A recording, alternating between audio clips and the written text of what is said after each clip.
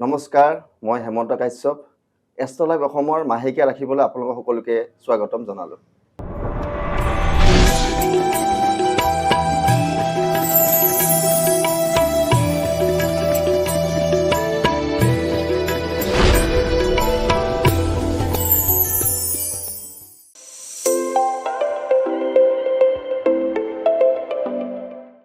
এইবাৰ আহিলোঁ মই কন্যা ৰাশিৰ জাতক জাতিকাসকলৰ কন্যা ৰাশিৰ জাতক জাতিকাৰ এই মাহটোৰ যোগাযোগত সাফল্য হ'ব।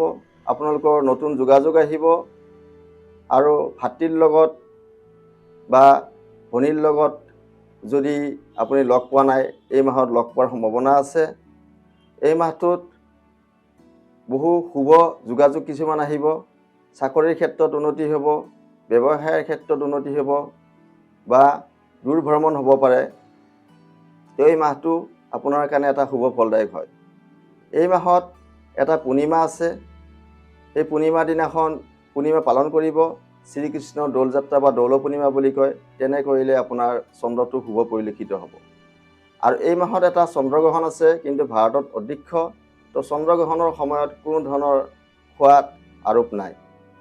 আৰু ৩ চ'ত বুধবাৰ 18 মাৰ্চ অমাৱস্যা আছে। যিসকলৰ শনিৰ দশা অন্তৰ্দশা বা পাপ পীড়িত হৈ আছে, সেইসকল জাতক জাতিকাই যদি অমাৱস্যা নিশি পালন কৰে, শ্ৰী শ্ৰী কালী মন্দিৰ দৰ্শন কৰে, তেনে কৰিলে আপোনালোকৰ শনিৰ যি অশুভ দুখ, এই দুখসমূহ খণ্ডন হ'ব।